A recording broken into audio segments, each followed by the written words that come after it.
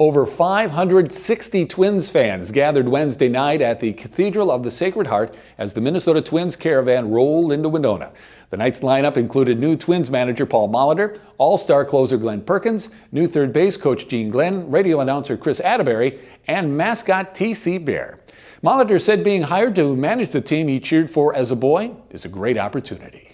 I've had a chance to wear some different hats since I retired in the Twins organization, including a role in player development. I served as a coach for Tom Kelly for a couple of years, and last year on Ron Gardenhire's staff. And I think a lot of players, ponder the question if they'd be suited to coach or manage, and I've certainly thought about the managing position for a long time. I wasn't sure if I was ever going to get an opportunity. I think at one point along the line, I kind of resigned myself to the fact that if I ever did get a chance, I wanted it to be in Minnesota. Growing up in St. Paul, following the Twins, getting a chance to wear that uniform as a player, as a coach, and now as a manager, it's certainly a great privilege and a great opportunity that the Polat family has presented myself. Molitor has played under several great managers, and he was asked how they will influence his managerial style. Well, I think we all learn the game, obviously from watching and participating and experiencing it, but also by people that you've been surrounded by. And I've had the good fortune of playing for multiple talented, intelligent managers from my early days in Milwaukee with the likes of Harvey Keenan, George Bamberger, and Cedal Gaston up in Toronto, and certainly a privilege playing for Tom Kelly my last 3 years when I retired as a Minnesota Twin. So I think you kind of absorb different things.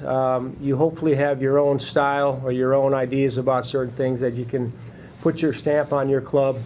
But obviously, you'd be foolish not to try to learn from people who have been successful and then go ahead and try to figure out how you want to apply some of that information. Twins closer Glenn Perkins is coming off an all-star season. He talked about the experience of pitching in front of the home team crowd. Oh, geez, there was a lot going through my mind. I don't think I could process much of any of it, but big one right here. it was an overwhelming moment running out on the field, hearing the fans, knowing that 30,000, 35,000 of those fans were Minnesotans that were cheering for a fellow Minnesotan, and that was a good feeling. Going into the inning, I knew I wanted to get the first guy out as quick as I could, and I had a lefty, so I think I threw him a slider and he flew out to left center field, and then it kind of just went from there. You get the first one out of the way, the first pitch, and all that, and I sat at my locker after the game till like 1:30 in the morning just thinking about it, everything that happened that day. It was an experience that I'll never forget, and that it's gonna be hard on a personal level to top that, and so I'm excited about comparing what that was like to what it hopefully will be like someday, pitching in the playoffs there, pitching in a World Series at Target Field, and seeing how that compares. Gene Glenn joins the team as the new third base coach from AAA Rochester. He's hoping his knowledge of those players will help when they arrive at the major league level.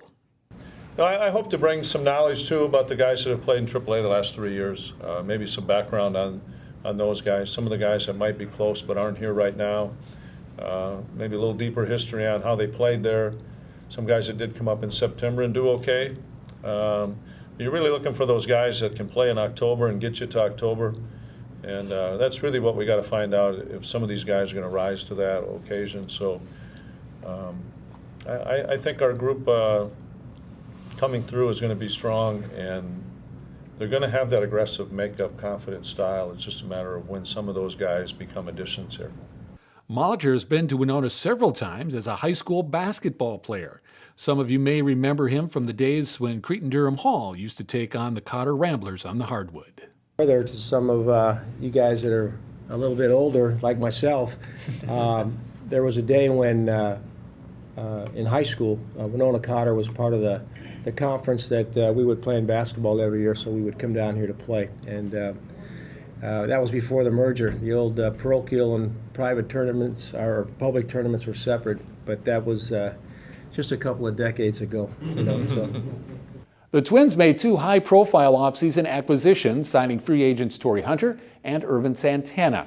Now, Molitor believes they will have an immediate impact on the club, and he thinks the Twins' fortunes will turn around sooner rather than later. It should be an exciting season, and you'll be able to watch the Twins on Fox Sports North, HBC Channel 33, and HD 533. And by the way, spring training just a few short weeks away.